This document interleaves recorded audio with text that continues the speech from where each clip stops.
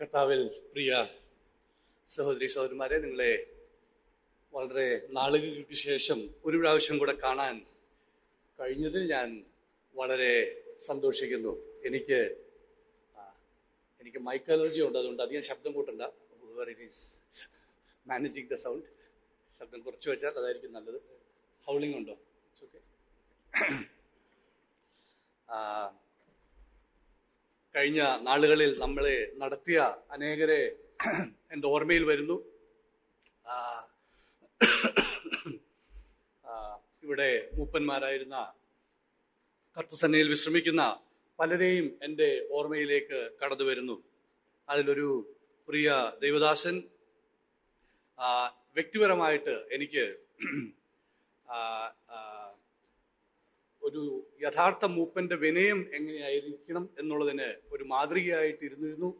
അതെൻ്റെ ഹൃദയത്തിൽ രഹസ്യമായി ഞാൻ സൂക്ഷിച്ചിരുന്ന പഠിച്ച ഒരു വലിയ പാഠമാണ്.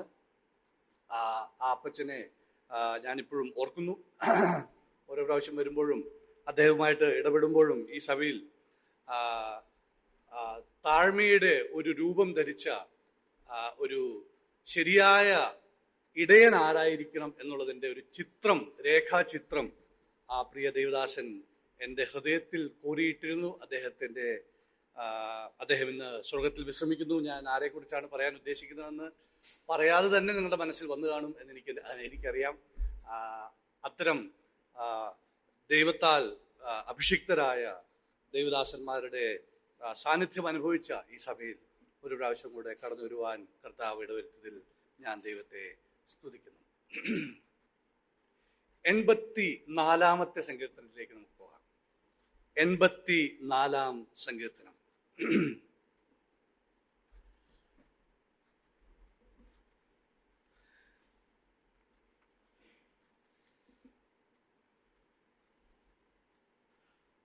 അതിൻ്റെ തലക്കെട്ട് ഇങ്ങനെയാണ്: സംഗീത പ്രമാണിക്ക് ഗദ്യരാഗത്തിൽ കോരഹ് പുത്രന്മാരുടെ ഒരു സങ്കീർത്തനം. ഒരു പ്രിയ സഹോദരൻ കോരഹ് പുത്രന്മാരുടെ ഒരു സങ്കീർത്തനം ആരാധനാ യോഗത്തിൽ, കർത്തൃമേശാചരണ യോഗത്തിൽ നാം കേൾക്കുകയുണ്ടായി. ഇതൊരു കോരഹ് പുത്രന്മാരുടെ സങ്കീർത്തനമാണ്. കോരഹ് പുത്രന്മാരുടെ സങ്കീർത്തനം എന്ന് പറയുമ്പോൾ കോരഹിന്റെ നേരിട്ടുള്ള ആദ്യ തലമുറ തന്നെ ആവണമെന്നില്ല. തലമുറകളായി കോരഹിന്റെ വംശാവലിയിൽപ്പെട്ട കോരഹുപുത്രന്മാരുടേതാവാം, അല്ലെങ്കിൽ കോരഹുപുത്രന്മാർക്ക് വേണ്ടി അവരുടെ ഓർമ്മയെ നിലനിർത്താൻ വേണ്ടി ആരെങ്കിലും രചിച്ചതാകാം. എന്തായാലും ശരി, കോരഹുപുത്രന്മാരുടെ സംഗീതം എന്നാണ് ഇതിന്റെ തലക്കെട്ട്. കോരഹുപുത്രന്മാരുമായി ബന്ധപ്പെട്ട സങ്കീർത്തനമാണെന്ന് നമുക്കിത് കൃത്യമായിട്ട് മനസ്സിലാക്കാൻ കഴിയും. കോരഹുപുത്രന്മാരുടെ സങ്കീർത്തനം 2 ഭാഗമായിട്ടാണ് സങ്കീർത്തനങ്ങൾ വെച്ചിരിക്കുന്നത്. 2 സെക്ഷൻസ് ആയിട്ടാണ് നമ്മൾ അത് കാണുന്നത്. ആദ്യത്തെ സെക്ഷനിൽ നിന്നാണ് ഇന്ന് രാവിലെ കർത്തൃമേശാചരണ സമയത്ത് നമ്മൾ വായിച്ചത്. 42-ാം സങ്കീർത്തനം മുതൽ 49-ാം സങ്കീർത്തനം വരെയുള്ള ആദ്യത്തെ സെക്ഷൻ. അതിൽ 43-ാം സങ്കീർത്തനത്തിൽ കോരഹുപുത്രന്മാരുടെ സങ്കീർത്തനമാണെന്ന് തലക്കെട്ടില്ല. പക്ഷേ അതിന് തൊട്ടു മുമ്പുള്ള 42-ാം സങ്കീർത്തനത്തിന്റെ തുടർച്ചയായ പശ്ചാത്തലം തന്നെയാണ് 43-ാം സങ്കീർത്തനത്തിലും കാണുന്നത്. അതുകൊണ്ട് തന്നെ അതും കോരഹുപുത്രന്മാരുടെ സങ്കീർത്തനം തന്നെയാണെന്നാണ് മനസ്സിലാക്കപ്പെടുന്നത്.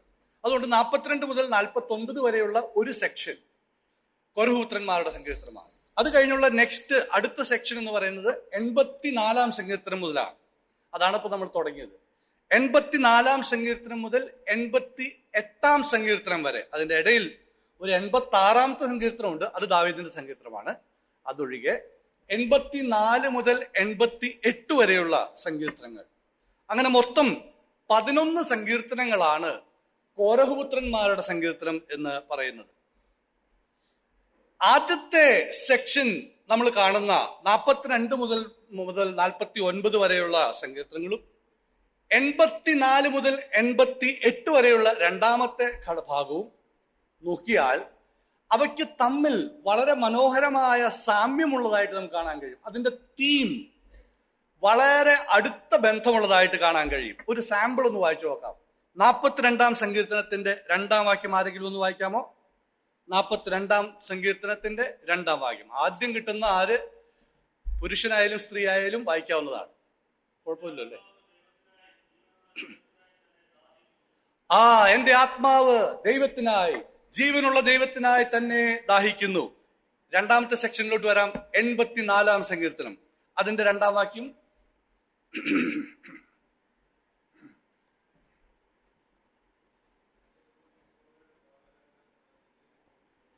കുറച്ചും കൂടി ഉറക്കെ.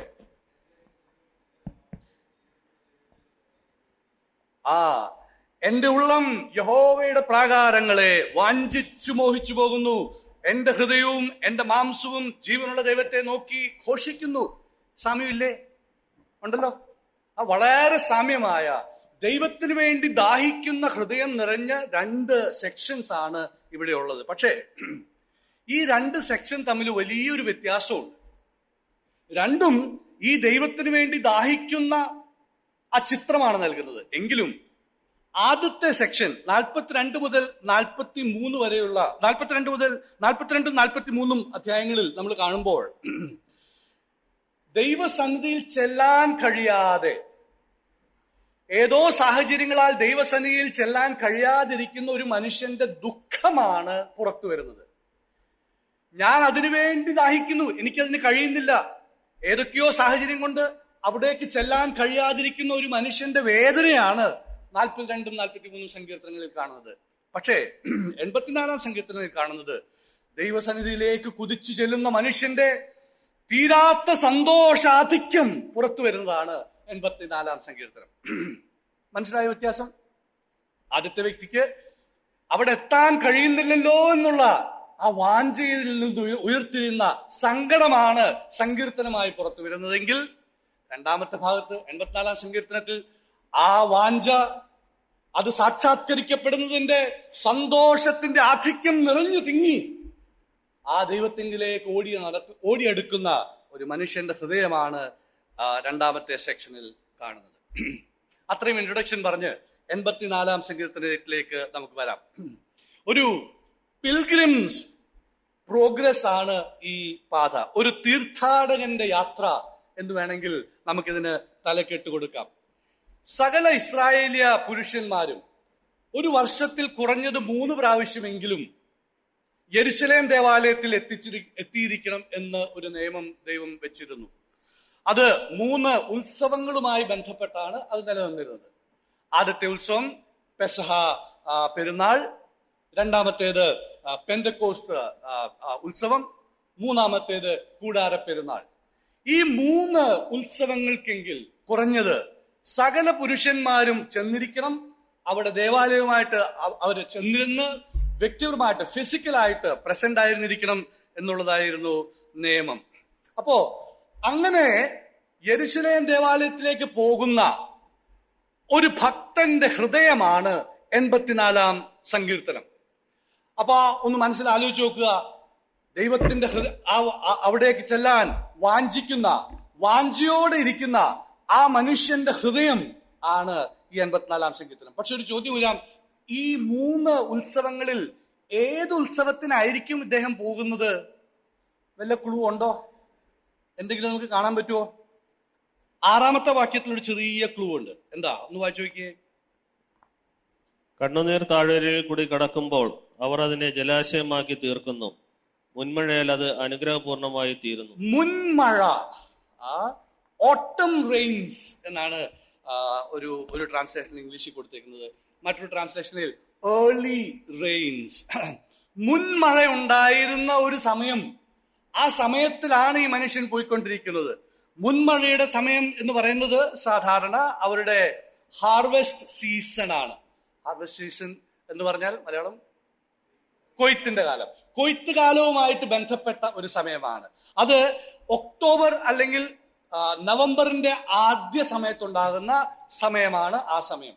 ഒക്ടോബർ നവംബർ മാസങ്ങളിൽ ഉണ്ടാകുന്ന മുൻമഴയുടെ പശ്ചാത്തലം എന്ന് പറയുമ്പോൾ അത് മറ്റൊന്നുമല്ല, നമുക്കതറിയാം, it is the feast of tabernacle അഥവാ കൂടാര പെരുന്നാളിന്റെ സമയം. അപ്പോ ചുരുക്കി പറഞ്ഞാൽ ഒരു കൂടാര പെരുന്നാളിന്റെ സമയത്ത് ഭക്തനായ ഒരു മനുഷ്യൻ ദൈവാലയത്തിന്റെ മുൻപിലേക്ക് നോക്കി തന്റെ ഭവനത്തിൽ നിന്ന് ഒരു തീർത്ഥയാത്രയായിട്ട് യെരുശലേമിലേക്കൊന്ന് പോകുന്ന ചിത്രം നിങ്ങളുടെ മനസ്സിൽ വെക്കുക. അതാണ് 84 സങ്കീർത്തനത്തിന്റെ പശ്ചാത്തലം.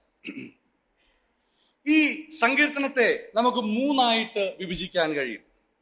അത് കണ്ടുപിടിക്കാൻ വളരെ എളുപ്പമാണ്. സേല എന്ന് പറയുന്ന വാക്ക് കണ്ടുപിടിച്ചാൽ നമുക്ക് മൂന്ന് കഷ്ണമായിട്ട് ഇതിനെ കണ്ടുപിടിക്കാൻ കഴിയും. സേല എന്നുള്ള പദം ആദ്യം കാണുന്ന എവിടെയൊന്ന് പറയാമോ? നാലാമത്തെ വാക്യം. ഓക്കെ, സേല. പിന്നെ രണ്ടാമത്തെ എട്ടാമത്തെ വാക്യം. വെരി ഗുഡ്, നല്ല ക്ലാസ് ആണല്ലോ. Very good. അപ്പോ 1 മുതൽ 4 വരെയുള്ള വാക്യങ്ങൾ കഴിയുമ്പോൾ ഒരു സേല വരുന്നു. എന്ന് വെച്ചാൽ എന്താ അറിയാമോ? ഇന്റർല്യൂഡ് എന്ന് വെച്ചാൽ എന്താ? ഈ പാട്ടൊക്കെ പാടുമ്പോ പെട്ടെന്ന് പാട്ടുകാർ പാട്ട് നിർത്തി മ്യൂസിക് മാത്രം പാടുമല്ലേ, കേട്ടിട്ടില്ലേ? ഇന്റർല്യൂഡ്. അത് കഴിയുമ്പോൾ പിന്നെ അടുത്ത സ്റ്റാൻസ് പാടും. അത് കഴിയുമ്പോൾ ഒരു മ്യൂസിക്, അത് കഴിയുമ്പോൾ അടുത്ത സ്റ്റാൻസ്. അതാണ് ഈ സേല. ഇടയ്ക്ക് വരുന്ന ഈ മ്യൂസിക്കിന്റെ സ്ഥലം ഉണ്ടല്ലോ, ആ ഇന്റർല്യൂഡ്, അതാണ്. അപ്പോ ആദ്യത്തെ 4 വാക്യങ്ങൾ ഒരു സെക്ഷൻ ആയിട്ടിരിക്കുന്നു. അത് കഴിയുമ്പോൾ 5 മുതൽ 8 വരെയുള്ള വാക്യങ്ങൾ ഒരു സെക്ഷൻ ആയിട്ടിരിക്കുന്നു. അത് കഴിയുമ്പോൾ ഒരു ഇന്റർലൂഡ് സേല. അത് കഴിഞ്ഞ് 9 മുതൽ താഴോട്ട് 12 വാക്യങ്ങൾ മറ്റൊരു സെക്ഷൻ. പിടികിട്ടിയോ?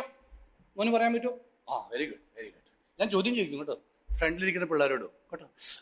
ഓക്കെ, അപ്പോ ഈ 84-ാം സങ്കീർത്തനത്തെ 3 സെക്ഷനായിട്ട് നമുക്ക് അങ്ങനെ തിരിക്കാം. അത് കണ്ടുപിടിക്കാൻ വളരെ എളുപ്പമാണ്. സേല നോക്കിയാൽ മതി, അതാണ് ഇന്റർലൂഡ് അല്ലേ. സോ 1 മുതൽ 4 വരെ, 5 മുതൽ 8 വരെ, 9 മുതൽ 12 വരെയുള്ള വാക്യങ്ങൾ നോക്കിയാൽ അത് നമുക്ക് കാണാം. ഈ 3 സെക്ഷനിലും ഒരു തീം കൊടുത്തിട്ടുണ്ട്. അത് തീം കണ്ടുപിടിക്കാൻ ഭയങ്കര എളുപ്പമാണ്. എന്താണെന്ന് അറിയാമോ? ഭാഗ്യവാന്മാർ എന്ന് പറയുന്ന ഒരു സംഗതി ഈ 3 സ്ഥലത്തും ഉണ്ട്. ഈ ഭാഗ്യവാന്മാർ എന്ന് പറഞ്ഞാൽ എന്താ? ബി ആറ്റിറ്റ്യൂഡ് എന്ന് ഇംഗ്ലീഷിൽ പറയും. ഭാഗ്യവാന്മാരെ കുറിച്ച് ഒരുപാട് പറയുന്ന സ്ഥലം എവിടെയാ? മത്തായി 5 അല്ലേ? മത്തായി 5 നമ്മൾ ഭാഗ്യവാന്മാരെ കുറിച്ച് കാണുന്നുണ്ട് അല്ലേ? മത്തായി 5 ഒന്ന് നോക്കണോ? മത്തായി 5 അദ്ദേഹത്തിന്റെ 1 മുതൽ ഒരു 10 ഭാഗ്യവാന്മാരുണ്ട്. കുറച്ചൊന്ന് വായിക്കാമോ ആരെങ്കിലും? പെട്ടെന്ന് ഇവിടെ ഒരു കൈ വെച്ചിട്ട് അങ്ങോട്ട് പോണേ. ആത്മാവിൽ ദരിദ്രരായവർ ഭാഗ്യവാന്മാർ.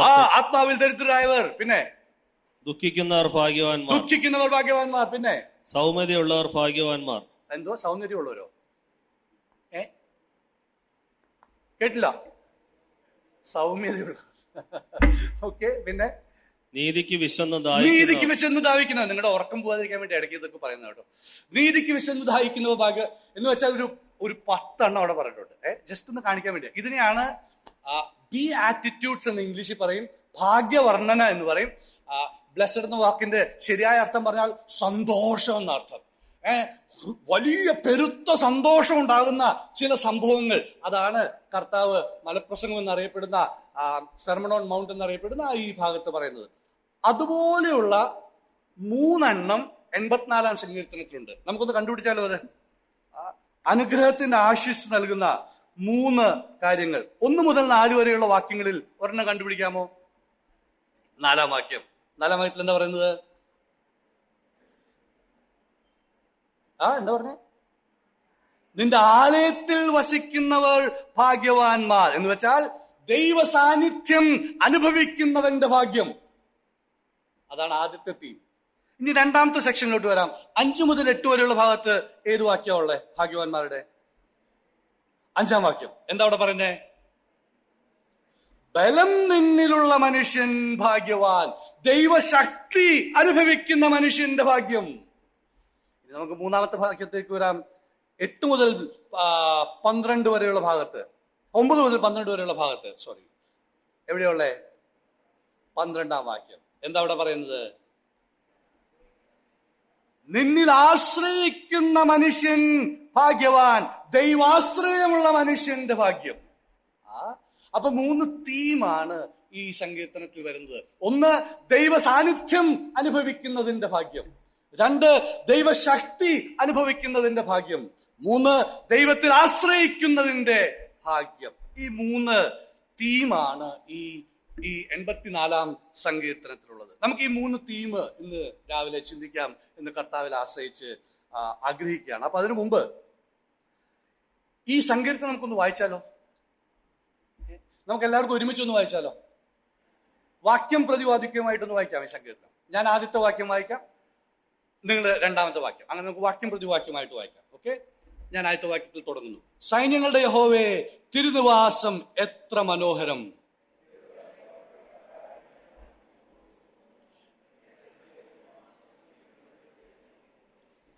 കുരികിൽ ഒരു വീടും മീവൽ പക്ഷി കുഞ്ഞുങ്ങൾക്കൊരു കൂടും കണ്ടെത്തിയിരിക്കുന്നു.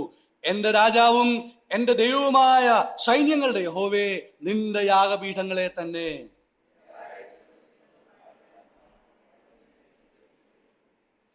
ബലം നിന്നിലുള്ള മനുഷ്യൻ ഭാഗ്യവാൻ. ഇങ്ങനെയുള്ളവരുടെ മനസ്സിൽ സിയോനിലേക്കുള്ള പെരുവഴികളുണ്ട്.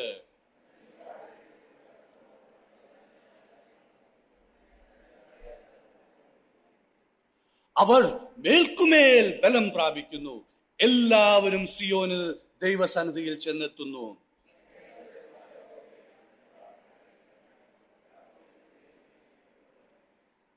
ഒമ്പതാം വാക്യം, ഞങ്ങളുടെ പരിചയായ ദൈവമേ, നോക്കേണമേ, നിന്റെ അഭിഷിക്തന്റെ മുഖത്തെ കടാക്ഷിക്കണമേ.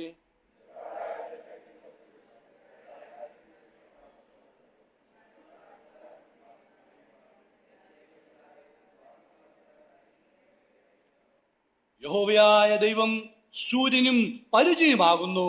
യഹോവ കൃപയും മഹത്വവും നൽകുന്നു. നേരോടെ നടക്കുന്നവർക്ക് അവൻ ഒരു നന്മയും മുടക്കുകയില്ല. സൈന്യങ്ങളുടെ യഹോവേ, നിന്നിൽ ആശ്രയിക്കുന്ന മനുഷ്യൻ ഭാഗ്യവാൻ. ഈ വാക്യത്തിൽ നിന്നും മനസ്സിലാക്കുന്ന വളരെ വളരെ വളരെ ലളിതമായിട്ട് മനസ്സിലാക്കാവുന്ന കാര്യം, ഒരു വ്യക്തിയുടെ ഹൃദയത്തിൽ ദൈവത്തിന്റെ അടുക്കിലേക്ക് ചെല്ലാനുള്ള അമിതമായ ആഗ്രഹം, ആവേശം, അതാണ് ഈ വാക്യത്തിന്റെ പിന്നിൽ നിഴലിക്കുന്ന വികാരം. അത് സമ്മതിച്ചോ? ശരിയല്ലേ? അതാണ് ഇതിന്റെ ആകത്ത സ്വത്ത എന്ന് നമുക്ക് പറയാവുന്നത്. ഒന്നാം വാക്യത്തിലേക്ക് നമുക്ക് വരാം. സൈന്യങ്ങളുടെ യഹോവേ, തിരുനിവാസം എത്ര മനോഹരം. How amiable are thy tabernacles, O Lord of hosts. വേറൊരു ട്രാൻസ്ലേഷനിൽ പറയുമ്പോൾ how beloved are thy tabernacles, O Jehovah of hosts. How beloved, how well loved. ഇവിടെ മനോഹരം എന്ന വാക്കാണ് പറയുന്നത്. പക്ഷെ അതിന്റെ ഇംഗ്ലീഷ് ട്രാൻസ്ലേഷനിൽ പ്രിയപ്പെട്ടത് എന്ന വാക്കാണ് വരുന്നത്. എത്ര പ്രിയപ്പെട്ടതാണ്. ഹൗ വെൽ ബിലവഡ് ഈസ് ദൈ ടാബർനാക്കിൾ. അത് എനിക്ക് വളരെ പ്രിയമുള്ള, വളരെ സന്തോഷം നൽകുന്ന, വളരെ ഹൃദയത്തിന് ആശ്ചര്യവും സന്തോഷവും ചാരിതാർത്ഥ്യവും നൽകുന്ന ദൈവമേ, നിന്റെ ആലയം അതെത്ര മനോഹരം. ആ ആലയം ആരുടെ ആലയമാ? ആ ആലയം ദ ലോർഡ് ഓഫ് ഹോസ്റ്റ്, സൈന്യങ്ങളുടെ യഹോവ. ഈ സൈന്യങ്ങളുടെ യഹോവ എന്ന് പറയാൻ കാര്യം എന്താ? ഇസ്രായേലിനൊരു സൈന്യം ഉണ്ടായിരുന്നു. അത് പക്ഷെ ഒരു സൈന്യം മാത്രമേ ഉള്ളൂ. പക്ഷെ യഹോവയുടെ സൈന്യം ഇസ്രായേലിന്റെ സൈന്യം മാത്രമല്ല. ലോകത്തും ഭൂലോകത്തും അണ്ടകടാഹങ്ങൾ മുഴുവൻ എടുത്താലും അതിനപ്പുറവുമുള്ള, സ്വർഗത്തിലും ഭൂമിയിലും എവിടെ തിരിഞ്ഞാലുമുള്ള സകല സൈന്യവും സകലതും ദൈവത്തിന്റെ കൈകളിൽ അവന്റെ സൈന്യമായിരിക്കുന്നു എന്നതാണ് സത്യം. കടലിലെ ഒരു കുഞ്ഞുമീൻ, അതും യഹോവയുടെ സൈന്യത്തിന്റെ ഭാഗമാണ്. അങ്ങ് ഒരു ദ്വിദ്രഹ്മ പണം കൊടുക്കാൻ പത്രോസിനും യേശുവിനും കൂടെ ഒരു ചതുർദ്രഹ്മ പണം വേണമെങ്കിൽ ആ സൈന്യങ്ങളുടെ യഹോവ കൽപ്പിക്കുമ്പോൾ സമുദ്രത്തിലെ കുഞ്ഞുമീൻ പോയി സമുദ്രത്തിന്റെ അടിത്തട്ടിൽ കിടക്കുന്ന ഒരു ചതുർദ്രഹ്മ പണം പൊക്കിയെടുത്ത് പറന്നു ചെന്ന് പത്രോസിന്റെ ചൂണ്ടയിൽ കടിക്കും. യഹോവ കൽപ്പിച്ചാൽ അതും ആ ചെറിയ മീനും യഹോവയുടെ സൈന്യത്തിൽപ്പെട്ടതാണ്. യഹോവ കൽപ്പിച്ചാൽ ആകാശത്തൂടെ പറക്കുന്ന കാക്കകളും അവന്റെ സൈന്യത്തിൽപ്പെടും. അവന്റെ ശബ്ദം കേൾക്കുന്ന, അവന് വേണ്ടി കാത്തിരിക്കുന്ന ഏലിയാവിന് ഭക്ഷണം കൊടുക്കാൻ ആ കാക്കയും യഹോവയുടെ സൈന്യത്തിൽപ്പെടുന്നവരാണ്. 148 സങ്കീർത്തനത്തിന്റെ 8 വാക്യത്തിൽ വളരെ മനോഹരമായ വിചിത്രമായ ഒരു വാക്യമുണ്ട്. അവന്റെ വചനം അനുഷ്ഠിക്കുന്ന കൊടുങ്കാറ്റും, stormy will fulfills his purpose. അവന്റെ വചനം അനുഷ്ഠിക്കുന്ന കൊടുങ്കാറ്റ് സൈന്യങ്ങളുടെ യഹോവയെ അധിപനായ യഹോവ. അവന്റെ കയ്യിൽ തൊടാത്ത ആരുമില്ല, അവന്റെ കയ്യെത്താത്ത ഒരു സ്ഥലവുമില്ല, അവന്റെ കയ്യിൽ വഴങ്ങാത്ത ഒന്നുമില്ല. എല്ലാം അവന്റെ സൈന്യത്തിന്റെ ഭാഗമാണ്. സൈന്യങ്ങളുടെ യഹോവയായ കർത്താവേ, അങ്ങയുടെ ആലയം അതെത്ര മനോഹരം. 2-ാം വാക്യത്തിലേക്ക് വരാം. എൻ്റെ ഉള്ളം യഹോവയുടെ പ്രാകാരങ്ങളെ വാഞ്ചിച്ച് മോഹിച്ചു പോകുന്നു. എൻ്റെ ഹൃദയവും എൻ്റെ മാംസവും ജീവനുള്ള ദൈവത്തെ നോക്കി ഘോഷിക്കുന്നു. സൈന്യങ്ങളുടെ യഹോവയായ ദൈവത്തിന്റെ ആ മഹത്വം ഓർക്കുമ്പോൾ, അവന്റെ അവന്റെ ശക്തിയുടെ നിറവോർക്കുമ്പോൾ എൻ്റെ ഹൃദയം വാഞ്ചിച്ചു പോകുന്നു. ആ സൈന്യങ്ങളുടെ യഹോവ അധിവസിക്കുന്ന ആലയത്തെ കുറിച്ച് ആലോചിക്കുമ്പോൾ തന്നെ എൻ്റെ ഹൃദയം അതിനു വേണ്ടി വാഞ്ചിക്കുന്നു. പൗലോസ് അപ്പോസ്തലൻ 2 കൊരിന്ത്യർ 5-ാം അധ്യായത്തിന്റെ 2-ാം വാക്യത്തിൽ ഇതേ വാക്കുകൾ ഉപയോഗിക്കുന്നുണ്ട്. ഗ്രീക്ക് ഭാഷയിൽ വാഞ്ചിക്കുന്നു എന്നുള്ള വാക്ക് സ്വർഗീയമായ ആ പാർപ്പിടം, അത് എന്റെ ഇപ്പോഴുള്ള ഈ തൽക്കലമായ ശരീരത്തിന് മുകളിൽ ധരിക്കുവാൻ വാഞ്ചിക്കുന്നു. ഒരു പുതിയ വീട്, ഈ ദുർബലമായ എന്റെ ശരീരമൊക്കെ കളഞ്ഞ് ഒരു ശക്തമായ ശരീരം ഇതിനു മുകളിൽ ധരിക്കാൻ ഞാൻ വാഞ്ചിക്കുന്നു. പക്ഷെ ഇവിടെ അതിൻ്റെ അപ്പുറമാണ് ഇവിടെ പറയുന്നത്. സൈന്യങ്ങളുടെ ദൈവമായ യഹോവേ, സൈന്യങ്ങളുടെ യഹോവേ, അങ്ങയെ കാണുവാൻ ഞാൻ വാഞ്ചിക്കുന്നു. ഈ സൈന്യങ്ങളുടെ യഹോവയുടെ ആലയം കാണാൻ വാഞ്ചിക്കുന്നു എന്ന് പറയുമ്പോൾ, ഈ ആലയം ഇത്ര ഭംഗിയുണ്ടാവോ? ഇതിന്റെ ആ മഹത്വവും അതിന്റെ സ്വർണവും അതൊക്കെ കാണാനാണോ അദ്ദേഹം വാഞ്ചിക്കുന്നത്? അല്ല. അതോ അവിടെ നടക്കുന്ന വലിയ യാഗങ്ങളും ആയിരക്കണക്കിന് ആടുകളും കാളകളും ഒക്കെ അർപ്പിക്കപ്പെടുന്ന ആ സ്ഥലത്തിന്റെ രക്തയൊഴുക്കിന്റെ ആ ഗംഭീരത അത് കാണാനാണോ ഇദ്ദേഹം വാഞ്ചിക്കുന്നത്? അല്ല. കൂടെ സഞ്ചരിക്കുന്ന ആയിരക്കണക്കിന് ഇസ്രായേലികൾ ഒരുമിച്ച് പാട്ടുപാടി സങ്കീർത്തനങ്ങൾ ചൊല്ലി യെരുശലേമിലേക്ക് പോകുന്ന ആ മഹായാത്ര, അതാണോ അദ്ദേഹത്തിന്റെ സന്തോഷം? അല്ല. അവര് പാടുന്ന ഈ പാട്ടുകളുടെ ആനന്ദം, അതിന്റെ ഉൾക്കാഴ്ച, അത് ഹൃദയത്തിൽ തട്ടി വലിയ സന്തോഷം, അതാണോ? അല്ല. എന്താ ആഗ്രഹിക്കുന്നത്?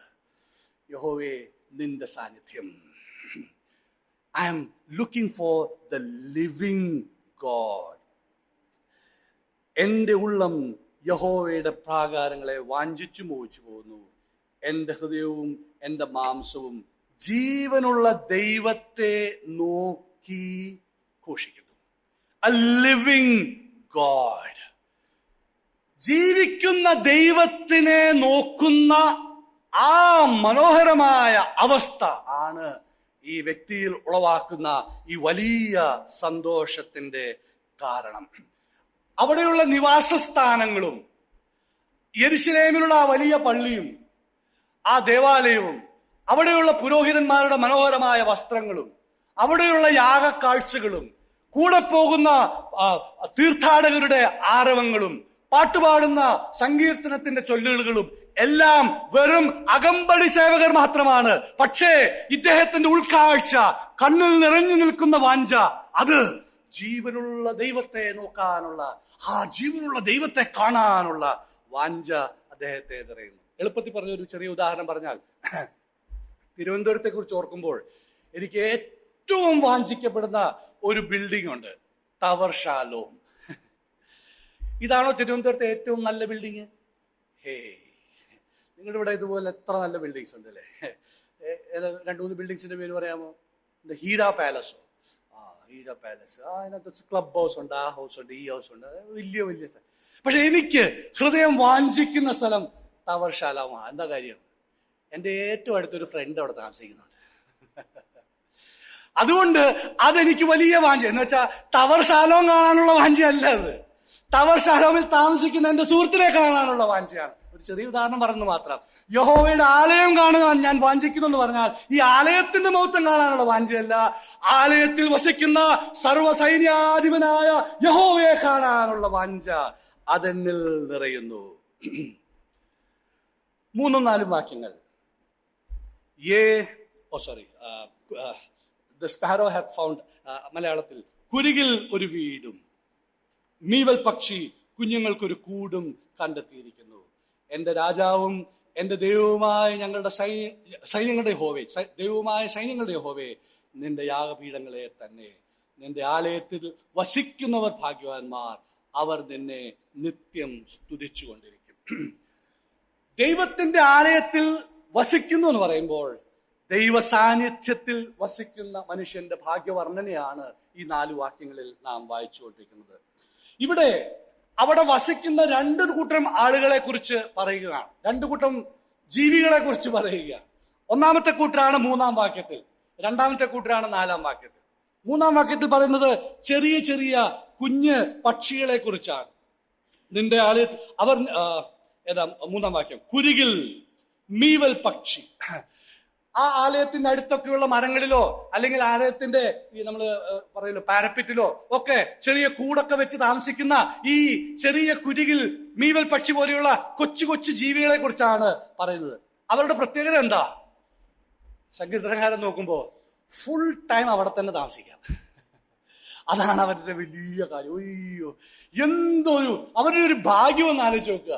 ദൈവത്തിന്റെ ആ ആലയത്തിൽ, ദൈവത്തിന്റെ സാന്നിധ്യത്തിൽ ഫുൾ ടൈം ജീവിക്കാനുള്ള അവരുടെ ഈ കുഞ്ഞു കുഞ്ഞു പക്ഷികൾ ബലഹീനതരാണ്, വലിയ ആരും മൈൻഡ് ചെയ്യുന്നവരൊന്നുമല്ല. ആയിരക്കണക്കിന് തീർത്ഥാടകർ അവിടെ ചെല്ലുമ്പോഴും ആ കുരുകിൽ ജോർജ് എവിടെയാണ് ആരെങ്കിലും ചോദിക്കൂ? കുരുകിൽ ജോർജ്, കുരുകിലിന്റെ പേരും ഇല്ല, നാളും ഇല്ല, അഡ്രസ്സും ഇല്ല, ഒന്നുമില്ലാത്ത കുരുകിലും മീവൽ പക്ഷികളും. പക്ഷേ അവർ വലിയ ആനന്ദത്തിലാണ്, വലിയ സന്തോഷത്തിലാണ്. അവർ അവരുടേതായ ഭാഷയിൽ അവരുടേതായ സങ്കീർത്തനങ്ങൾ പാടിക്കൊണ്ടിരിക്കുകയാണ്. ആരോട്? സർവശക്തനായ യഹോവ. ആ സർവശക്തനായ സൈന്യാധിപനായ യഹോവയുടെ സൈന്യത്തിൽ ഉൾപ്പെടുന്ന ഈ ചെറിയ കുരുകിൽ സംഘം, ഈ ചെറിയ വീവൽ പക്ഷികൾ, അവർ വലിയ ആനന്ദ പുളകിലാണ്. യഹോവയുടെ സാന്നിധ്യത്തിൽ വസിക്കുന്ന, സർവ്വസമയവും വസിക്കുന്ന അവരെത്ര ഭാഗ്യമുള്ളവരാണ് എന്ന് സങ്കീർത്തനക്കാരൻ പറയുകയാണ്. അവർ ആ ഭാഗത്തെ യഹോവയുടെ സാന്നിധ്യത്തെ അവരുടെ ഭവനമാക്കി മാറ്റി. ഈ ചെറിയ പക്ഷികൾ യഹോവയുടെ സാന്നിധ്യത്തെ അവരുടെ ഭവനമാക്കി മാറ്റി. ഇന്ന് രാവിലെ ഒരു നിമിഷം നിർത്തി ഈ ചോദ്യം നമുക്ക് നമ്മളോട് ചോദിക്കാം. നാം യഹോവയുടെ ആലയത്തിലെ സന്ദർശകരാണോ, അതോ അവിടുത്തെ സ്ഥിര താമസക്കാരാണോ? ആ ആലയത്തിൽ താമസിക്കാനുള്ള വാഞ്ച കൊണ്ട് എനിക്കിവിടം വിട്ടുപോകാൻ ഒരു സാധ്യതയുമില്ല. ഞാൻ ഇവിടെ തന്നെ താമസിക്കും. രാവിലെയും രാത്രിയും അന്തി ഉറങ്ങുമ്പോഴും ഉറക്കത്തിലും യഹോവയുടെ സാന്നിധ്യത്തിലിരിക്കുക. ഞാൻ കണ്ണു തുറക്കുമ്പോൾ സംഗീതകാരൻ പറയുന്നത് അവൻ എന്റെ അടുത്ത് തന്നെ ഇരിപ്പുണ്ടായിരുന്നു. He was sitting next to me when I opened my eyes and I see his glory. അവന്റെ മുഖം കണ്ട് ഞാൻ ഉണരുകയാണ്. അവൻ അവിടെ തന്നെ ഇരിപ്പുണ്ട്.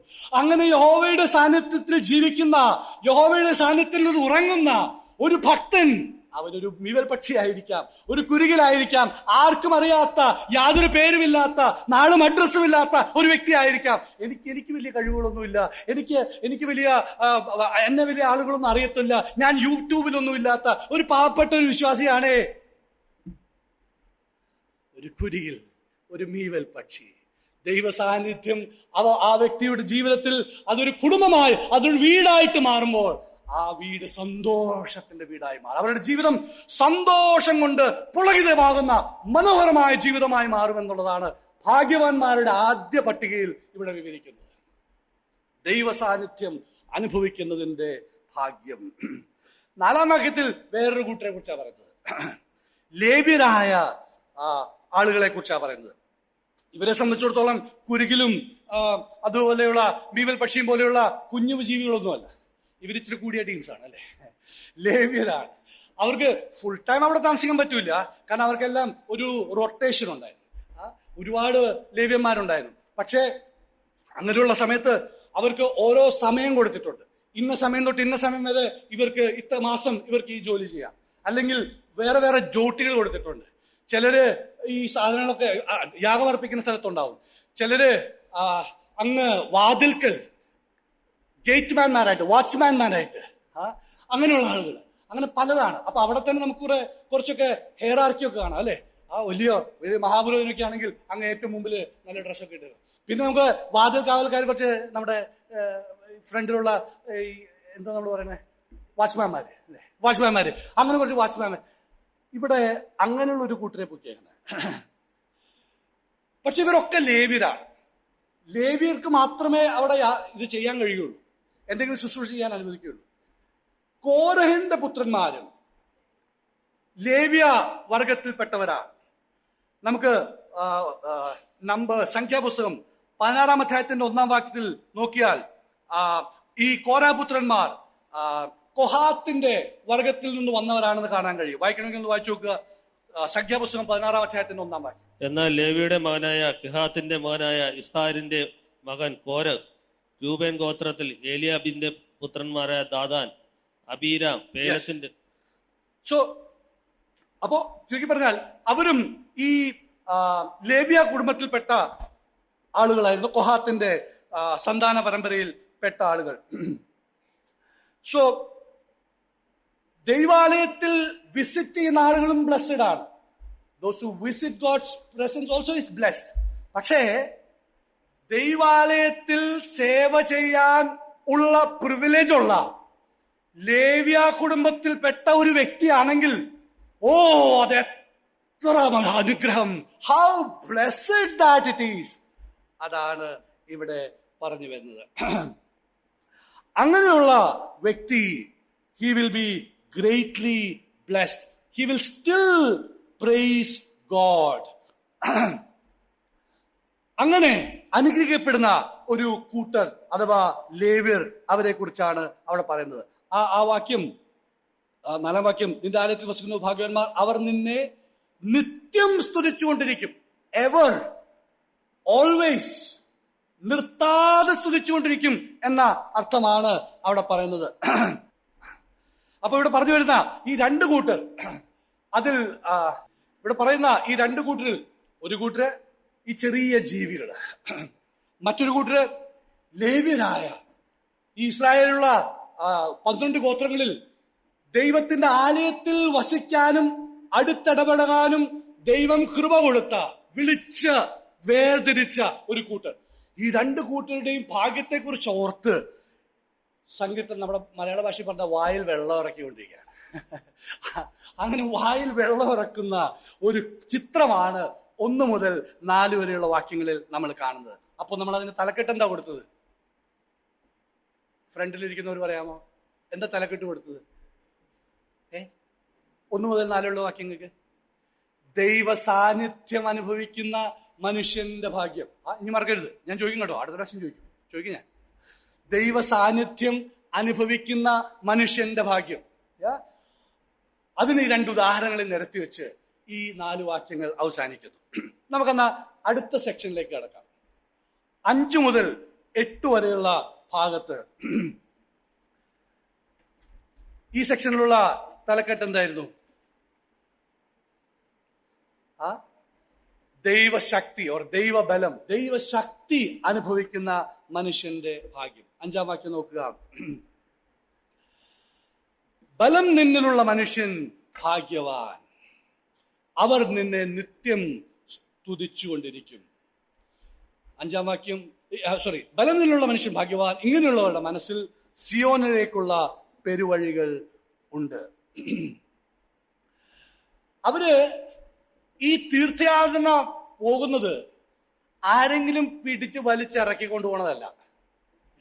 നമ്മൾ സ്കൂൾ തുടങ്ങുന്ന സമയത്ത് ഏതെങ്കിലും നഴ്സറി സ്കൂളിന് മുമ്പിൽ ചെന്ന് നിന്നാൽ നമുക്കറിയാം, കുഞ്ഞുങ്ങളെ പോക്കി വലിച്ച് പിടിച്ച് എന്നൊക്കെ പറഞ്ഞ പിള്ളേരെ കരഞ്ഞ് തലയ്ക്കുമ്പോൾ പിടിച്ച് വലിച്ചു കൊണ്ട് കിട്ടിച്ച് അതിൻ്റെ ഉള്ളിൽ അടച്ച് പാരൻസ് ഓടി പോണത് കണ്ടിട്ടില്ലേ?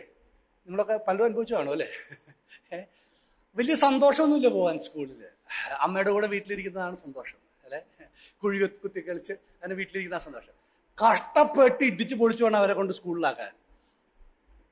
പലരും വിശ്വാസികളെയും ലോകത്തിനോണ്ടിരുന്ന അങ്ങനെയാ അല്ലേ?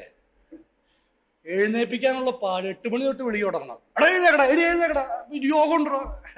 കഷ്ടപ്പെട്ട് ഒരു യോഗം ഞായറാഴ്ച ആകപ്പാടെ കിട്ടുന്ന ഒരു ദിവസമാണ് ഞായറാഴ്ച. ഈ ദിവസവും ഇതിന് എന്തോ ഒരു കഷ്ടപ്പെട്ടതല്ലേ? ഇവിടെ ഈ സങ്കീർത്തനക്കാരന് ഒരു കഷ്ടപ്പാടും ഇല്ല. ആരും പറയണ്ട, ആരും എഴുന്നേൽപ്പിക്കണ്ട, ആരും തള്ളിവിടണ്ട, തന്നെ എഴുന്നേറ്റ് പോവുക. എന്തൊരു സന്തോഷത്തോടെ പോവുകയാണ്. ബലം നിന്നിലുള്ള മനുഷ്യൻ ഭാഗ്യവാൻ, ഇങ്ങനെയുള്ള മനസ്സിൽ സിയോനിലേക്കുള്ള പെരുവഴികളുണ്ട്. സിയോനിലേക്കുള്ള പെരുവഴി ഹൃദയം നിറഞ്ഞു പൊട്ടുക. Abundant joy of a pilgrim. സിയോനിലേക്കുള്ള പെരുവഴിയിലുള്ളായിരിക്കുന്ന നമ്മൾ ഓരോരുത്തരും എത്ര സന്തോഷമുണ്ട്. Are you happy to be in this pilgrim journey? വെള്ളച്ചാടിയും കർത്താവേ, ഓ ചിലരെ എന്താ പറയാ, ഈ ഒന്നും പറയണ്ട, കർത്താവ് അങ്ങ് വിളിച്ചാൽ മതിയായിരുന്നു. പെരുവഴി വിട്ട് ഞാനിപ്പോ പെരുവഴിയിലായ പോലെ ആയില്ലേ. അതെന്താ അങ്ങനെ വരാൻ കാര്യം? അങ്ങനെ വരാൻ കാര്യം ജീവിതത്തോട് ഒരുപാട് ബുദ്ധിമുട്ടുകൾ വരുമ്പോൾ, രോഗങ്ങൾ വരുമ്പോൾ, അസുഖങ്ങൾ വരുമ്പോൾ, സുഖകരമല്ലാത്ത സംഭവങ്ങൾ വരുമ്പോൾ, ഇങ്ങനെയൊക്കെ ജീവിച്ചിങ്ങനെ എന്തൊരു ജീവിതം. കർത്താവ് അങ്ങ് വന്നാൽ മതിയായിരുന്നു. സിയോനിലേക്കുള്ള വഴി അയ്യോ ഒന്നും പറയണ്ട. അങ്ങനെയാണോ? ഈ സങ്കീർത്തനക്കാരന് ഈ പ്രശ്നമൊന്നും ഉണ്ടായിരുന്നില്ലേ? ഈ പുള്ളിക്ക് അതൊന്നും ഇല്ലെന്നാ തോന്നുന്നത് അല്ലേ? പുള്ളി കല്യാണമൊന്നും കഴിച്ചിട്ടില്ലെന്നാ തോന്നല്ലേ? ആണോ? അതോ പുള്ളിക്ക് ഒരു പ്രയാസമില്ലേ? എന്ന് വെച്ചാൽ കല്യാണം കഴിച്ച പ്രയാസം ഉണ്ടെന്നല്ല പറഞ്ഞ പിള്ളേർ തെറ്റിദ്ധരിക്കണ്ട.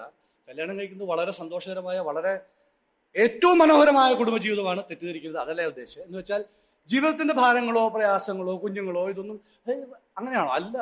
അതെന്താ അല്ല എന്ന് പറയാൻ കാര്യം എന്താ? ഒന്ന് 6-ാം വാക്യത്തിലേക്കൊന്ന് കണ്ണെടുക്കാമോ? കണ്ണുനീർ താഴ്വരയിൽ കൂടെ കടക്കുമ്പോൾ അവർ അതിനെ ജലാശയമാക്കി തീർക്കുന്നു.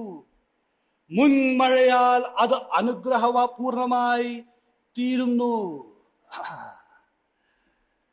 അവര് കടന്നു പോകുന്ന സ്ഥലം കണ്ണുനീരിന്റെ താഴ്വരയാണ്. പക്ഷേ അവരുടെ കണ്ണിൽ നിറയുന്നത് എന്താ? കണ്ണിൽ നിറയുന്നത് ദൈവത്തിന്റെ ആശിഷമാണ്, ബ്ലെസ്സിങ്സ്, ഭാഗ്യമാണ്, ദൈവത്തിന്റെ സ്ട്രെങ്ത് ആണ്. 6-ാം വാക്യത്തിൽ abundant blessing, 7-ാം വാക്യത്തിൽ abnormal strength, തീരാത്ത അനുഗ്രഹമാണ് 6-ാം വാക്യത്തിൽ കാണുന്നത്. 7-ാം വാക്യത്തിൽ ഒടുക്കാനാവാത്ത ശക്തി, ദൈവത്തിന്റെ ശക്തി. ഇത് രണ്ടുമാണ് അവരിൽ നിറയുന്നത്. പക്ഷെ പോകുന്നത് ഏത് വഴിക്കാ? കണ്ണുനീരിന്റെ താഴ്വരയിലൂടെയാണ് അവർ പോയിക്കൊണ്ടിരിക്കുന്നത്. ഈ മലയാള പുസ്തകത്തിൽ ഇത് വളരെ ക്ലിയർ ആണ്. ഇംഗ്ലീഷിൽ അത് അത്ര വലിയ ക്ലിയർ അല്ല. ദ വാലി ഓഫ് ബാക്ക എന്നാണ് പറയുന്നത്. പക്ഷെ ഈ മലയാളമാണ് അതിന്റെ ശരിയായ അർത്ഥം. അതിന്റെ കാരണത്തിലേക്ക് ഞാൻ അതുകൊണ്ട് കടക്കുന്നില്ല. ഒരു കാര്യം നമുക്ക് മനസ്സിലാക്കാവുന്നത്, കണ്ണുനീർ താഴ്വരയിൽ കിടക്കുമ്പോൾ എന്നാണ് എഴുതിയേക്കണേ. അല്ല, പിന്നെന്താ എഴുതിയേക്കണേ? കടക്കുമ്പോൾ എന്ന് വെച്ചാൽ കണ്ണുനീർ താഴ്വര എന്നെന്നും കിടക്കാനുള്ള സ്ഥലമാണെന്ന് ആരും തെറ്റിദ്ധരിക്കരുത്. നമ്മൾ പലപ്പോഴും ഏതെങ്കിലും പ്രയാസത്തിലൂടെ വരുമ്പോൾ ആദ്യം ആലോചിക്കുന്നത്, എൻ്റെ ദൈവമേ ജീവിതം കഴിഞ്ഞു, ഇനി ഞാൻ എന്ത് ചെയ്യും? എൻ്റെ ജീവിതം ഇനി കണ്ണുനീരേ ഉള്ളൂ, ഇതിന്റെ അപ്പുറം എനിക്ക് ചിന്തിക്കാനേ കഴിയുന്നില്ല, കണ്ണുനീരിന്റെ താഴ്മുരയിലാണ് എൻ്റെ വാസം എന്നാണ് പലരും തെറ്റിദ്ധരിക്കാറുള്ളത്. പക്ഷേ ഈ മനുഷ്യനെ, ഈ സങ്കീർത്തനക്കാരനെ സംബന്ധിച്ചോളം, കോരഹിന്റെ പുത്രന്മാർ യെരുശലേമിലേക്കുള്ള, സിയോനിലേക്കുള്ള പെരുവഴിയിലൂടെ പോകുമ്പോൾ കണ്ണുനീരിന്റെ താഴ്വര ഒരു പോക്കുവരത്തിനുള്ള സ്ഥലം മാത്രമാണ്. അതിലൂടെ ഞാൻ കടക്കുമ്പോൾ, മലയാളത്തിൽ വളരെ മനോഹരമായ ഒരു പാട്ടുണ്ടല്ലോ, ഒരു മഴയും തോരാതിരുന്നിട്ടില്ല, ഒരു കാറ്റും അടങ്ങാതിരുന്നിട്ടില്ല, ഒരു രാവും പുലരാതിരുന്നിട്ടില്ല, ഒരു നോവും കുറയാതിരുന്നിട്ടില്ല, തിരമാലയിൽ ഈ ചെറുതോണിയിൽ അമരത്തിനരികിൽ അവൻ ഉള്ളതാൽ. കണ്ണുനീരിന്റെ താഴ്വരയിലൂടെ പോകുന്ന ഈ മനുഷ്യൻ, ആ മനുഷ്യന്റെ ഹൃദയത്തിൽ നിറയുന്നത് കർത്താവിന്റെ ശക്തിയാണ്. 5-ാം വാക്യം, strength from the Lord of host. ബലം നിന്നിലുള്ള മനുഷ്യൻ ഭാഗ്യവാൻ. കർത്താവിനുള്ള ബലമില്ലാതെ കണ്ണുനീരിന്റെ താഴ്വരയിലൂടെ കടന്നു പോകാൻ കഴിയുകയില്ല. ഈ സത്യം നമ്മൾ മനസ്സിലാക്കണം. കർത്താവിന്റെ സാന്നിധ്യത്തെ സ്നേഹിക്കാത്ത, കർത്താവിന്റെ സാന്നിധ്യത്തിന് വേണ്ടി വാഞ്ചിക്കാത്ത ഒരു വ്യക്തിയെ സംബന്ധിച്ചോളം അവന് വിശ്വാസിയുടെ പേരുണ്ടെങ്കിൽ പോലും കണ്ണുനീരിന്റെ താഴ്വരയിൽ പിടിച്ചു നിൽക്കാൻ കഴിയുകയില്ലെന്ന സത്യം രാവിലെ ദൈവത്തിന്റെ ആത്മാവ് നമ്മളെ ബോധിപ്പിക്കട്ടെ. തിരിച്ച് കർത്താവിന്റെ ബലം എന്നിലുണ്ടെങ്കിൽ, ബലം നിന്നിലുള്ള മനുഷ്യൻ അവൻ ഭാഗ്യവാനാ. കാര്യം എന്താ? കണ്ണുനീരിന്റെ താഴ്വരയിലൂടെ പോകുമ്പോൾ അത് വെറും ഒരു പോക്കുവരത്ത് മാത്രമാണ്. അതിലൂടെ കർത്താവിന്റെ ശക്തി എന്നെ പിടിച്ച്, എന്നെ നടത്തി, എന്നെ അക്കരയ്ക്ക് കടത്തും എന്നുള്ള ശക്തി, വിശ്വാസം അവനിൽ ഉണ്ട്. ആ സ്ഥലം വെള്ളച്ചാടിയും കഴിഞ്ഞു പോയി എന്നുള്ളതല്ല പറയുന്നത്. പിന്നെന്താ പറയുന്നത്? ആ സ്ഥലത്തെ അവൻ എന്ത് ചെയ്തു? അവർ അതിനെ ജലാശയമാക്കി തീർക്കുന്നു. ഇത് കടന്നു പോകുന്നത് കണ്ണുനീരിന്റെ താഴ്വരയാ, മരുഭൂമിയിലൂടെയാ കടന്നു പോകുന്നത്. പക്ഷേ അത് വല്ല രീതിയിൽ കർത്താവെ എങ്ങനെയെങ്കിലും ഇതൊന്ന് മാറ്റിത്തരണേ എന്നല്ല, ഇതിനെ എങ്ങനെ ഉപയോഗപ്പെടുത്താമെന്നാ നോക്കണേ, ഇതിനെ എങ്ങനെ ഒരു ജലാശയമാക്കി തീർക്കാം എന്നാണ് ഇവിടെ. It's A pool of blessing. ഞാൻ കാണാൻ പോകുന്ന യെരുശലേം ദേവാലയത്തിൽ അധിവസിക്കുന്ന മഹത്വധാരിയായ സൈന്യാധിപങ്ങളുടെ ദൈവമായ യഹോവയെ കുറിച്ചുള്ള ആ കാഴ്ച എന്റെ കണ്ണിൽ നിറയുമ്പോൾ, യെരുശലേമിന്റെ പെരുവഴിയിൽ ഈ വീതിയിൽ ഞാൻ കാണുന്ന ഈ മരുഭൂമി, ഈ കണ്ണുനീരിന്റെ താഴ്വര, അത് എനിക്ക് വലിയ ജലാശയമാണ്. അത് എന്നിൽ സന്തോഷമുണർത്തുന്നു. ഇതൊക്കെ അനുഭവിച്ചാണെങ്കിലും ഞാൻ പോകുന്നത് എവിടാ? ഞാൻ പോകുന്നത് ഈ കർത്താവിന്റെ സാന്നിധ്യത്തിലേക്കാണ്. ആ സാന്നിധ്യം എന്നോട് കൂടെയുണ്ട്. അതിന്റെ ബലം എന്നിൽ നിറഞ്ഞു നിൽക്കുന്നു. അവൻ എന്നെ നടത്തുന്നു. ഞാൻ ഈ കർത്താവിന്റെ സന്നിധിയിൽ എന്നും വസിക്കും എന്നുള്ള ധൈര്യത്തോടെ പോകുന്ന ആ മനുഷ്യൻ. എബ്രായലേഖനം 13-ാം അധ്യായത്തിന്റെ 14-ാം വാക്യത്തിൽ, For here we have no continuing city, but we seek one to come. ഇവിടെ നിലനിൽക്കുന്ന ഒരു ഭവനം നമുക്കില്ല. നമ്മൾ കാണുന്ന വരാൻ പോകുന്ന ആ മനോഹരമായ സിറ്റിയിലേക്ക് നമ്മൾ നോക്കുന്നു. വെളിപ്പാട് പുസ്തകം 21-ാം അധ്യായത്തിന്റെ 2-ാം വാക്യത്തിൽ യോഹന്നാന്റെ കണ്ണുകളിൽ ആ വലിയ സിറ്റി, ആ വലിയ നഗരം നിറഞ്ഞു നിൽക്കുന്നതായിട്ട് നമുക്ക് കാണാൻ കഴിയും. അവിടെ യോഹന്നാൻ സ്നാപകൻ പറയുകയാണ് 21-ാം അധ്യായത്തിന്റെ 4-ാം വാക്യത്തിൽ, അന്ന് അവൻ അവരുടെ കണ്ണുനീരൊക്കെയും തുടയ്ക്കും. God shall wipe away all tears from their eyes. കണ്ണുനീരിന്റെ താഴ്വരയിലൂടെ കടന്നു പോകുമ്പോൾ ഹൃദയം നിറഞ്ഞു നിൽക്കുന്നത്, ഞാൻ ഒരിക്കലും അവന്റെ മുഖം കാണും. അന്ന് ഞാൻ അവനെ കാണുമ്പോൾ അവൻ എൻ്റെ കണ്ണുനീരെല്ലാം തുടയ്ക്കും. നിത്യമായ, ഒരുപക്ഷെ 70-80 വർഷം മാത്രമായിരിക്കാം ഞാൻ ഇവിടെ ഉള്ളത്. ഈ ചെറിയ കണ്ണുനീരിന്റെ താഴ്വര അത് നിത്യതയിലേക്കുള്ള വാതായനമായി മാറുമ്പോൾ, ക്രിസ്തുവിന്റെ സ്വഭാവം എന്നിൽ നിറച്ച് കണ്ണുനീരിന്റെ താഴ്വരയിൽ അതിനെ ഒരു ജലാശയമാക്കി അനുഗ്രഹം കൊണ്ട് എന്നെ നിറച്ച് ക്രിസ്തുവിന്റെ രൂപത്തോട് എന്നെ അനുരൂപപ്പെടുത്തി ഒടുവിൽ ഞാൻ അവനെ കാണുമ്പോൾ എന്റെ കണ്ണുനീരെല്ലാം അവൻ തുടയ്ക്കും. How do you respond to these valley of tears? രാവിലെ കർത്താവ് നമ്മോട് ചോദിക്കാൻ ഉദ്ദേശിക്കുന്ന ചോദ്യം ഇതാണ്. ജീവിതത്തിൽ വരുന്ന ദുഃഖങ്ങൾ, ഡിസ്കറേജ്മെന്റ്സ്, യാതനകൾ, കഷ്ടതകൾ, ദൗർഭാഗ്യകരമെന്ന് നാം കരുതുന്ന അനേക കാര്യങ്ങൾ, ഈ കാര്യങ്ങളെ നാം എങ്ങനെയാണ് നേരിടുന്നത്? കർത്താവിനെ പഴിക്കാനും യോഗത്തിന് വരാതിരിക്കാനും കർത്താവിന്റെ സാന്നിധ്യത്തെ വിട്ടുപോകാനും ഉള്ള മാധ്യമങ്ങളായിട്ട് നമ്മൾ അതിന് ഉപയോഗിക്കുമോ? കർത്താവിനോട് ഹൃദയത്തിനുള്ളിൽ നിരാശപ്പെട്ട്, എന്നാലും അസംബ്ലിയിലുള്ള വേറെ ആർക്കും ഇത് വന്നില്ലല്ലോ, എനിക്ക് മാത്രമാണല്ലോ ഇത് വന്നത്, ഞാൻ മാത്രമാണല്ലോ ഇതൊക്കെ അനുഭവിക്കുന്നത്, ഇതാണോ നിങ്ങളുടെ മനസ്സിൽ നിറയുന്നത്? അതോ കർത്താവേ, ഈ മനോഹരമായ ദേശത്തേക്കുള്ള യാത്രയിൽ കർത്താവിന്റെ ആ കഷ്ടാനുഭവങ്ങളുമായി ഒന്ന് പങ്കുവെക്കുവാനുള്ള ഒരു അവസരം എനിക്ക് തന്നല്ലോ. ഇതിലൂടെ ഞാൻ കടന്നു പോകുമ്പോൾ അങ്ങയുടെ മഹത്വം എന്നിൽ നിറഞ്ഞ്, അങ്ങയുടെ ശക്തി എന്നിൽ നിറഞ്ഞ് എന്നെ ഒരു അനുഗ്രഹപാത്രമാക്കി മാറ്റി കണ്ണുനീരിന്റെ താഴ്വരയിലൂടെ പോകുന്ന അനേകരെ ആശ്വസിപ്പിക്കുവാൻ അവിടുന്ന് എന്നെ ഉപയോഗിക്കുമ്പോൾ അത് ഒരു ജലാശയമായി മാറുമല്ലോ കർത്താവേ എന്ന് പറഞ്ഞ് കർത്താവിന്റെ ശക്തി പ്രാപിച്ച് ജീവിപ്പാൻ നാം ഒരുങ്ങുമോ? How do you face your tears? 7-ാം വാക്യം, അവർ മേൽക്കുമേൽ ബലം പ്രാപിക്കുന്നു, എല്ലാവരും സിയോനിൽ ദൈവസന്നിധിയിൽ ചെന്നെത്തുന്നു. സാധാരണ ഒരു തീർത്ഥയാത്ര തുടങ്ങുമ്പോൾ ഭയങ്കര ശക്തിയാണ് അല്ലേ? നിങ്ങൾ ഇവിടുന്ന് കന്യാകുമാരി വരെ നടക്കാൻ തുടങ്ങിയാൽ എങ്ങനെ ഇരിക്കും? ഇവിടുന്ന് ഇറങ്ങുമ്പോൾ ഭയങ്കര ശക്തിയാണ്, അയ്യോ ഭയങ്കര ഉത്സാഹമാണല്ലേ, നല്ല സ്പീഡ്, വർത്താനം, പാട്ട്. ഒരു 2 കിലോമീറ്റർ കഴിയുമ്പോഴേക്ക് കിതയ്ക്കാൻ തുടങ്ങും. ഒരു 4 കിലോമീറ്റർ കഴിയുമ്പോഴേക്കും വലിയാൻ തുടങ്ങും അല്ലേ, കാലിന് മസിൽ കയറുന്നു അല്ലേ, ശക്തി കുറഞ്ഞുകൊണ്ടിരിക്കും അല്ലേ. ഇവിടെ എന്താ പറയുന്നത്?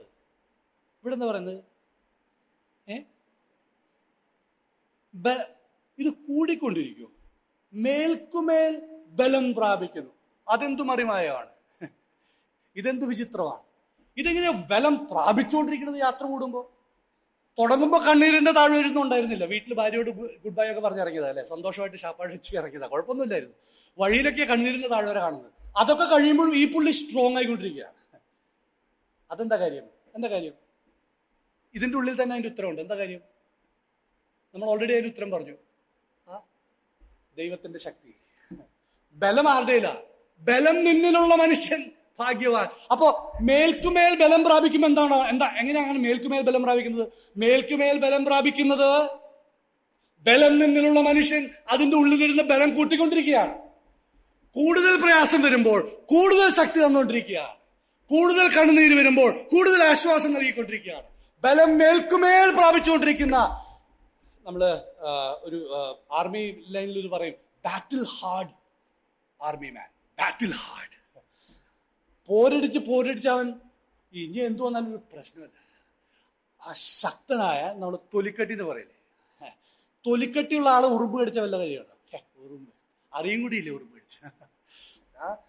ബാറ്റിൽ ഹാർഡ് മാൻ, മേൽക്കുമേൽ ബലം പ്രാപിക്കുന്ന മനുഷ്യൻ ആയിട്ട് അവൻ മാറുന്നു. That put a spring on their legs. എല്ലാവരും സിയോനിൽ ദൈവസന്നിധിയിൽ ചെന്നെത്തുന്നു. 8-ാം വാക്യം, സൈന്യങ്ങളുടെ ദൈവമായ യഹോവേ എന്റെ പ്രാർത്ഥന കേൾക്കണമേ, യാക്കോബിന്റെ ദൈവമേ ചെവിക്കൊള്ളണമേ. വീണ്ടും നമ്മള് സൈന്യങ്ങളുടെ യഹോവയായ ദൈവത്തിന്റെ അടുത്തിലേക്ക് എത്തുന്നു. ഇവിടെ അത് ഒരു കാര്യം കൂടി ആഡ് ചെയ്യുന്നു, യാക്കോബിന്റെ ദൈവവും. 46-ാം സങ്കീർത്തനത്തിലും കോരഹ് പുത്രന്മാരുടെ സങ്കീർത്തനം ഇത് തന്നെയാണ് നമ്മൾ അവിടെ കാണുന്നത്. The Lord of hosts is with us. The God of Jacob is our refuge. ഈ രണ്ടു പദങ്ങളും ഒരുപോലെ 46-ാം സങ്കീർത്തനത്തിലും കോരഹ് പുത്രന്മാരുടെ സങ്കീർത്തനത്തിൽ വരുന്നുണ്ട്. സൈന്യങ്ങളുടെ യഹോവ, യാക്കോബിന്റെ ദൈവം. ഇത് രണ്ടും കൂടെ കൂട്ടിക്കലർത്തുന്നത് എന്തുകൊണ്ടായിരിക്കാം? യാക്കോബിന്റെ പേരിന്റെ അർത്ഥം എന്താ?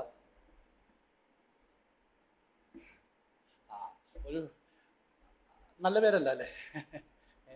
ഇംഗ്ലീഷിൽ പറഞ്ഞ ചീറ്റ്, കൃത്രിമക്കാരനായ അല്ലെ? മലയാളത്തിൽ ഒരു വാക്ക് പറഞ്ഞ ഉപായകൻ, ഉപായം ഉള്ള മനുഷ്യൻ, അല്ലേ? അത് നല്ല വാക്കല്ല. യാക്കോബിന്റെ ദൈവം, അവൻ ആരാ? സൈന്യങ്ങളുടെ യഹോവ. വലിയ കാര്യങ്ങളൊന്നും എന്നെ കുറിച്ച് പറയാനൊന്നുമില്ല. എന്നെ കുറിച്ച് എന്റേതായ കഴിവുകളൊന്നും പറയാനില്ല. ഈ സിയോനിലേക്കുള്ള പെരുവഴിയിൽ ഞാൻ വന്നത് എന്റെ കഴിവുകൾ കൊണ്ടോ എന്റെ വലിയ വാഞ്ച കൊണ്ടോ എന്നിൽ തന്നെയുള്ള മഹിമ കൊണ്ടൊന്നുമല്ല. യഹോവയായ ദൈവം, ആ മഹത്വധാരിയായ ദൈവം, സൈന്യങ്ങളുടെ യഹോവ എന്നെ നടത്തുന്നത് കൊണ്ട് മാത്രം ഞാനിവിടെ വന്നിരിക്കുകയാണ്. അതുമാത്രമാണ് എന്റെ ബലം, അതാണ് എന്റെ ശക്തി, അതാണ് എന്നെ നയിക്കുന്ന വസ്തുത. ആ സൈന്യങ്ങളുടെ യഹോവയുടെ മുൻപിൽ ഞാൻ പ്രാർത്ഥിക്കുമ്പോൾ എന്റെ പ്രാർത്ഥന അവൻ കേൾക്കുന്നു. ഇവിടെ ഒരു പ്രാർത്ഥനയായിട്ടാണ് പറയുന്നത് 8-ാം വാക്യം, സൈന്യങ്ങളുടെ ദൈവമായ യഹോവേ എന്റെ പ്രാർത്ഥന കേൾക്കണമേ. ഞാൻ ആരാ? ഞാൻ യാക്കോബിന്റെ മകനാണ്. എന്റെ ദൈവം അത് സൈന്യങ്ങളുടെ യഹോവയാണ്. എന്നിലുള്ള ഗുണം കൊണ്ടല്ല എന്റെ പ്രാർത്ഥന കേൾക്കുന്നത്, ദൈവത്തിന്റെ ശക്തി കൊണ്ട് അവൻ എന്റെ പ്രാർത്ഥന കേൾക്കുന്നു. സൈന്യങ്ങളുടെ യഹോവേ നീ എന്റെ പ്രാർത്ഥന കേൾക്കണമേ. അപ്പൊ നമ്മളങ്ങനെ 2-ാമത്തെ സെക്ഷൻ അവസാനിക്കുക. ആദ്യത്തെ സെക്ഷന്റെ തലക്കെട്ടുണ്ടായിരുന്നു 1 മുതൽ 4 വരെയുള്ള വാക്യങ്ങളില്. കുഞ്ഞുങ്ങൾ വേറെ സ്ഥലത്തൊക്കെ നോക്കാൻ തുടങ്ങി. എന്താ ആദ്യത്തെ? ദൈവ സാന്നിധ്യം അനുഭവിക്കുന്ന മനുഷ്യന്റെ ഭാഗ്യം. 2-ാമത്തെ തലക്കെട്ട് ദൈവശക്തി അനുഭവിക്കുന്ന മനുഷ്യന്റെ ഭാഗ്യം. നമ്മളിനി 3-ാമത്തെ തലക്കെട്ടിലേക്ക് പോവുകയാണ്. 9 മുതൽ 12 വരെയുള്ള വാക്യങ്ങൾ. ഈ 9 മുതൽ 12 വരെയുള്ള വാക്യങ്ങൾക്ക് നമ്മൾ കൊടുത്ത തലക്കെട്ട് എന്താ? ദൈവ ആശ്രയം. 12-ാം വാക്യത്തിൽ നമ്മൾ കാണുന്നുണ്ട്, സൈന്യങ്ങളുടെ യഹോവേ നിന്നിൽ ആശ്രയിക്കുന്ന മനുഷ്യൻ ഭാഗ്യവാൻ. ദൈവ ആശ്രയത്തിലുള്ള ഭാഗ്യവർണ്ണനയാണ് ഇവിടെ നമ്മൾ കാണുന്നത്.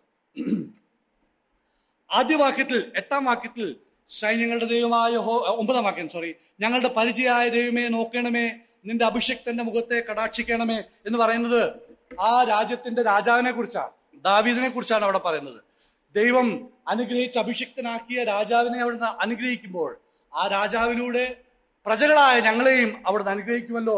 ആ ഒരു പ്രാർത്ഥനയാണ് 9-ാം വാക്യത്തിൽ. 10-ാം വാക്യത്തിൽ നിന്റെ പ്രാകാരങ്ങളിൽ കഴിക്കുന്ന ഒരു ദിവസം വേറെ 1000 ദിവസത്തേക്കാൾ ഉത്തമമല്ലോ, ദുഷ്ടന്മാരുടെ കൂടാരങ്ങളിൽ പാർക്കുന്നതിനേക്കാൾ എന്റെ ദൈവത്തിന്റെ ആലയത്തിൽ വാതിൽ കാവൽക്കാരനായിരിക്കുന്നത് എനിക്ക് ഏറെ ഇഷ്ടം. ഇവിടെ 2-3 കാര്യങ്ങൾ നമുക്ക് പിക്ക് ചെയ്യാവുന്നതായിട്ടുണ്ട്. ബോറടിച്ചോ? ഉറങ്ങിയോ? ഹലോ, ഇവിടെ തന്നെ ഉണ്ടോ? ഉണ്ട്. ഓക്കെ. 1 മണിക്കൂർ പ്രസംഗം സാധാരണ ഞങ്ങളുടെ നാട്ടിലില്ല. അരമണിക്കൂറാണുള്ളത്. നിങ്ങൾ 1 മണിക്കൂർ കേൾക്കാൻ തയ്യാറായതുകൊണ്ട് പറയുന്നതാ. ഓക്കെ. അപ്പൊ നമുക്കപ്പോ 10-ാം വാക്യത്തിൽ ആദ്യം ഒരു കൂടാരത്തെ കുറിച്ച് പറയുന്നുണ്ട്. ഏത് കൂടാരമാണ്? ആരുടെ കൂടാരമാണ്? ഉറക്കെ. ദുഷ്ടന്മാരുടെ കൂടാരങ്ങൾ. ഈ സങ്കീർത്തനം കോരവപുത്രന്മാരുമായിട്ട് വളരെ അടുത്ത ബന്ധപ്പെട്ടതാണെന്നും പറയേണ്ടത് ആവശ്യമില്ലല്ലോ, അല്ലെ? കോരവപുത്രന്മാരും കൂടാരങ്ങളുമായിട്ടൊരു ബന്ധം നമുക്ക് കാണാൻ കഴിയും. സംഖ്യാപുസ്തകത്തിലേക്ക് വന്നിരിക്കുക. സംഖ്യാപുസ്തകം 16-ാം അധ്യായം, അതിന്റെ 11-ാം വാക്യവും 32-ാം വാക്യവും. ആരെങ്കിലും ഉറക്കൊന്ന് വായിക്കാമോ? സംഖ്യാപുസ്തകം 16-ാം അധ്യായം 11-ാം വാക്യവും 32-ാം വാക്യവും. ഇത് ഹേതുവായിട്ട് നീയും നിന്റെ കൂട്ടുകാരൊക്കെയും യഹോവയ്ക്ക് വിരോധമായി കൂട്ടം കൂടിയിരിക്കുന്നു. നിങ്ങൾ അഹരോന്റെ നേരെ പിറുപിറുപ്പാൻ തക്കവണ്ണം അവൻ എന്തുമാത്രമുള്ളൂ. 32-ാം വാക്യം.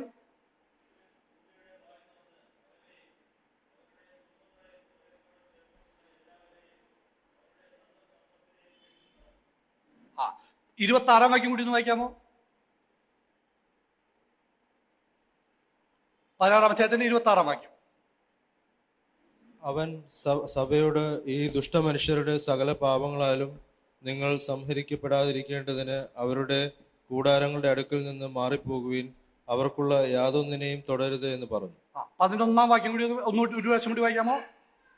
ഇത് ഹേതുവായി നീയും നിന്റെ കൂട്ടുകാരൊക്കെയും യഹോവയ്ക്ക് വിരോധമായി കൂട്ടം കൂടിയിരിക്കുന്നു. നിങ്ങൾ അഹരോന്റെ നേരെ പിറുപിറുക്കുവാൻ തക്കവണ്ണം അവൻ എന്തുമാത്രമുള്ളൂ. അപ്പോ കോരഹ് മോശയ്ക്കും അഹരോനും എതിരായിട്ട് പിറുപിറുക്കുകയും റിബല്യസ്നെസ് കാണിക്കുകയും ചെയ്തപ്പോൾ, മത്സരിക്കുകയും ചെയ്തപ്പോൾ, മോശ അവരോട് 26-ാം വാക്യത്തിൽ പറയുകയാണ്, അവരുടെ കൂടാരങ്ങളിൽ നിന്ന്, ദുഷ്ടനായ ഇവരുടെ കൂടാരങ്ങളിൽ നിന്ന്, from the tents of these wicked men, ദുഷ്ടരായ ഇവരുടെ കൂടാരങ്ങളെ വിട്ടുമാറുക എന്ന് പറയുകയാണ്. എന്നിട്ട് ആ കൂടാരങ്ങൾ ഭൂമി തുറന്ന് വിഴുങ്ങി അവരെ ജീവനോടെ മൂടിക്കളഞ്ഞതായിട്ടാണ് ചരിത്രം. എന്നാൽ ഇതിനിടയിൽ ദൈവത്തിന്റെ മഹാദയ കൊണ്ട് കോരഹിന്റെ പുത്രന്മാർ രക്ഷപ്പെടുകയാണ്. അതിന് യഹൂദന്മാരുടെ അവരുടേതായ ചരിത്രരേഖകളിൽ അനേക കഥകൾ അവർ എഴുതിയിട്ടുണ്ട്. വേദപുസ്തകത്തിൽ അതില്ല. കോരഹപുത്രന്മാർ ദൈവത്തെ ഭയന്ന് ദൈവാലയത്തിൽ ഓടിച്ചെന്ന് ദൈവത്തിന്റെ ആലയത്തിന്റെ കൊമ്പുകളെ, യാഗപീഠത്തിന്റെ കൊമ്പുകളെ പിടിച്ചു നിന്നതായും മറ്റും അവരുടെ ചരിത്രത്തിൽ അവർ എഴുതിയിട്ടുണ്ട്. എന്താണെങ്കിലും ഈ പുത്രന്മാർ അപ്പന്മാരോടും അമ്മമാരോടും കൂടെ നിന്നില്ല എന്നുള്ളത് വ്യക്തമാണ്. അതുകൊണ്ടാണല്ലോ കോരഹപുത്രന്മാരുടെ സങ്കീർത്തനം തന്നെ വരാൻ കാര്യം. ദുഷ്ടന്മാരുടെ കൂടാരങ്ങൾ ഈ ബാക്ക്ഗ്രൗണ്ടിലാണ് നമ്മൾ വായിക്കുന്നത്. ഇനി ഒന്ന് വായിച്ചു നോക്കുക. ഭാഗം നമ്മൾ വായിച്ച ആ ഭാഗം 10-ാം വാക്യം വായിക്കുക. നിന്റെ പ്രാകാരങ്ങളിൽ കഴിക്കുന്ന ഒരു ദിവസം വേറെ 1000 ദിവസത്തെക്കാൾ ഉത്തമമല്ലോ. ദുഷ്ടന്മാരുടെ കൂടാരങ്ങളിൽ പാർക്കുന്നതിനേക്കാൾ എന്റെ ദൈവത്തിന്റെ ആലയത്തിൽ വാതിൽ കാവൽക്കാരനായിരിക്കുന്നത് എനിക്ക് ഏറെ ഇഷ്ടം. കോരഹപുത്രന്മാരെ സംബന്ധിച്ചോളം ദുഷ്ടന്മാരുടെ കൂടാരം എന്താണെന്ന് ആരും പറഞ്ഞു കൊടുക്കണ്ട, വളരെ ക്ലിയർ ആണ്. ഇനി ഈ വാതിൽ കാവൽക്കാർ എന്ന് പറയാൻ അതിന്റെ ബാക്ക്ഗ്രൗണ്ട് എന്താ? വാതിൽ കാവൽക്കാരും ലേവ്യരിൽപ്പെട്ട ആളുകളാണ്. ആർക്കും ചെന്ന് വാതിൽ കാവൽ ചെയ്യാൻ പറ്റില്ല. ഈ ലേവ്യരുടെ കൂട്ടത്തിൽ കോരഹിന്റെ പുത്രന്മാർക്ക് കിട്ടിയ ഒരു അവകാശമായിട്ട് ഈ വാതിൽ കാവൽക്കാരെ നമുക്ക് കാണാൻ കഴിയും. ഒന്ന് ഫസ്റ്റ് ക്രോണിക്കിൾസ്, ദിനവൃത്താന്തം 1 ദിനവൃത്താന്തം 9-ാം അധ്യായത്തിലും 26-ാം അധ്യായങ്ങളിലും നമുക്ക് ഇതിന്റെ നീളുകൾ കാണാൻ കഴിയും. ഈ കോരഹിന്റെ ചില പുത്രന്മാർ അങ്ങനെ വാതിൽ കാവൽക്കാരായി തീരുന്നതായിട്ട് നമുക്ക് കാണാൻ കഴിയും. വളരെ ഫേമസ് ആയ ഒരു കോരഹിന്റെ പുത്രനാണ് ശമൂവേൽ. ശമൂവേലിനെ ഓർമ്മയുണ്ടോ? അറിയാം. ദാവീദിനെ അഭിഷേകം ചെയ്ത ശമൂവേൽ പ്രവാചകൻ. അത് കോരഹിന്റെ പുത്രന്മാരിൽപ്പെട്ട ഒരാളാണ്. അദ്ദേഹത്തെ കുറിച്ചും നമുക്ക് വായിക്കാം. 1 ശമൂവേൽ 3-ാം അധ്യായം 15-ാം വാക്യം. 1 ശമൂവേൽ 3:15.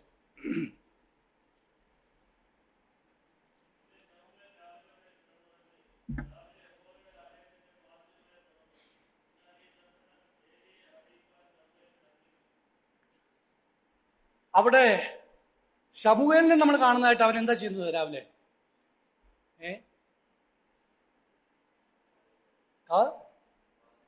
വാതിലുകളെ തുറന്നു എന്ന് വെച്ചാൽ അവിടുത്തെ വാച്ച്മാൻ പുള്ളിയാ, വാതിൽ കാവൽക്കാരനാണ്. ആ ജോലിയാണ് ദുഷ്ടന്മാരുടെ കൂടാരങ്ങളിൽ പോയി താമസിക്കുന്നതിനേക്കാൾ നല്ലത് എന്ന് സങ്കീർത്തനക്കാരൻ പറഞ്ഞു. വല്ല സംശയമുണ്ടോ ഇവിടെ ഇരിക്കുന്ന ആർക്കെങ്കിലും? ഒരു സംശയമില്ല. ഇത് ചുമ്മാ ഒരു ഭംഗിവാക്ക് പറയുന്നതല്ല. കോരഹ് പുത്രന്മാരുടെ ജീവിതത്തിൽ തന്നെ ഉണ്ട് ഈ കൂടാരവും ഈ വാതിൽ കാവലും. അവരുടെ തന്നെ കുടുംബത്തിലുണ്ട്. ദുഷ്ടന്മാരുടെ കൂടാരങ്ങളിൽ ജീവിച്ച് ജീവനോടെ ഭൂമി വിഴുകിക്കളഞ്ഞ സംഭവം അവരുടെ ജീവിതത്തിലുണ്ട്.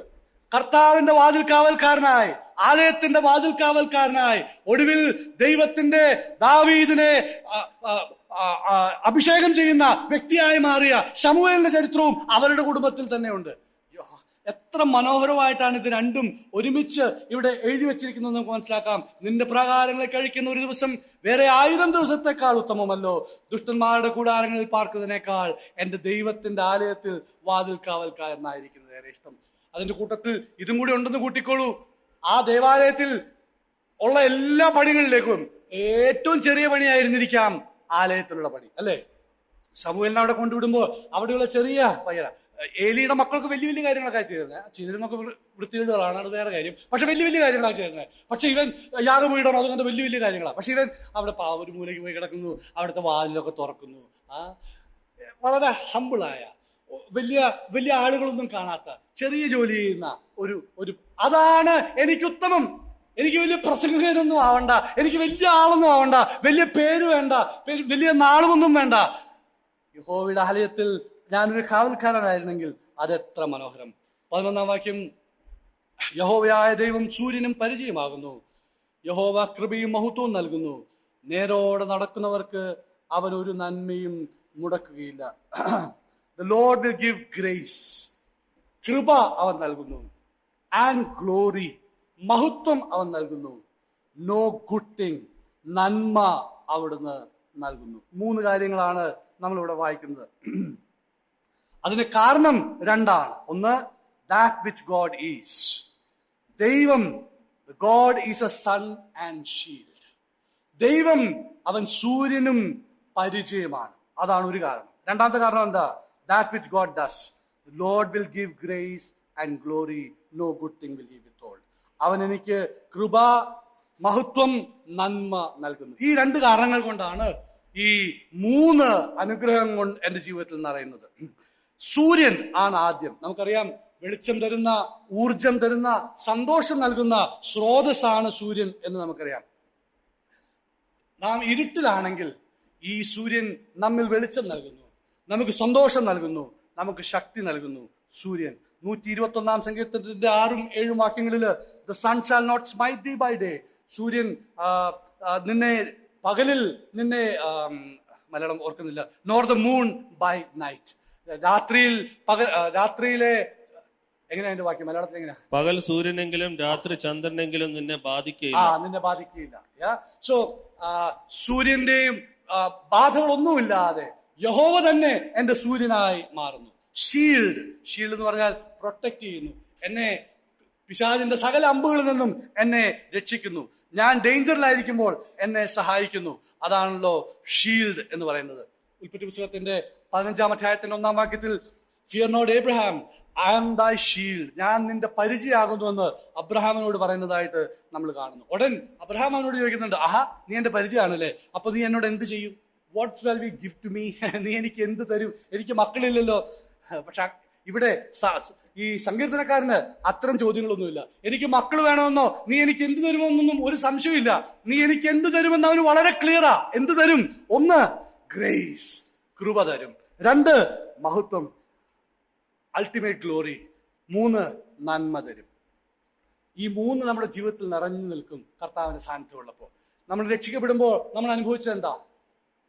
ഗ്രേസ്. ദൈവകൃപ കൊണ്ടാണല്ലോ നമ്മൾ രക്ഷിക്കപ്പെടുന്നത്. ഒടുവിൽ കർത്താവിനെ കാണുമ്പോൾ നമ്മൾ അനുഭവിക്കാൻ പോകുന്നത് എന്താ? ഗ്ലോറി, ദൈവമഹത്വമാണല്ലോ കാണുന്നത്. ഇത് 2ന്റെ ഇടയിൽ നമ്മൾ അനുഭവിക്കാൻ പോകുന്നത് എന്താ? ഗുഡ്നെസ് ഓഫ് ഗോഡ്, നന്മ. ദൈവത്തിന്റെ നന്മ നമ്മിൽ നിറയുന്നു. This is what God is offering about. ഈ നന്മ റോമാലേഖനം 8-ാം അധ്യായത്തിന് 32-ാം വാക്യത്തിൽ നമ്മൾ വായിക്കുന്നുണ്ട്, he that spared not his own son, തന്റെ ഏകജാതനായ പുത്രനെ നമുക്ക് വേണ്ടി നൽകിയ ദൈവം അതോടൊപ്പം ഇതൊക്കെയും നിങ്ങൾക്ക് എന്ത് തരാതിരിക്കും? What we will not give, no good thing will we withhold from them that walk uprightly. അവനോട് ചേർന്ന് നീതിയോടെ നടക്കുന്ന ഒരു മനുഷ്യന് ഒരു നന്മയ്ക്കും കുറവുണ്ടാകില്ല എന്ന് പറയുകയാണ്. ഈ വാക്കുകളിൽ നിർത്തിയിട്ട് 12-ാം വാക്യത്തിൽ ഒടുവിൽ പറയുകയാണ്, ഓ ലോർഡ് ഓഫ് ഹോസ്റ്റ്, സൈന്യങ്ങളുടെ യഹോവേ, നിന്നിൽ ആശ്രയിക്കുന്ന മനുഷ്യൻ ഭാഗ്യവാൻ. 1-ാം വാക്യം തുടങ്ങുന്നതും സൈന്യങ്ങളുടെ യഹോവയുടെ വാക്കുകളിൽ നിന്ന്, ഈ സങ്കീർത്തനം അവസാനിക്കുന്നതും സൈന്യങ്ങളുടെ യഹോവേ എന്ന വാക്കുകളിലൂടെയാണ്. നമ്മുടെ ആശ്രയം യഹോവയിലാണെങ്കിൽ, സൈന്യങ്ങളുടെ യഹോവയിലാണെങ്കിൽ ഒരു നന്മയും അവൻ മുടക്കിയില്ല. അവന്റെ കൃപ, അവന്റെ മഹത്വം, അവന്റെ നന്മ അനുഭവിച്ച് ഈ സിയോൻ യാത്രയിൽ കണ്ണുനീരിന്റെ താഴ്വരയിലൂടെ പോകുമ്പോഴും അതിനെ ജലാശയമാക്കി തീർത്ത് സന്തോഷത്തോടെ നിത്യതയോടെ ബലം മേൽക്കുമേൽ വർദ്ധിപ്പിച്ച് കർത്താവിന്റെ യാത്രയിൽ നമുക്ക് ഒരുമിച്ച് മുന്നേറാം. കർത്താവിനെ കാണുമ്പോൾ കർത്താവെ സ്തോത്രം എന്ന് പറഞ്ഞ് അവന്റെ കാൽപാദങ്ങളിൽ വീണ് അവനെ വന്ദിക്കാം. ദൈവം നമ്മെ സഹായിക്കട്ടെ.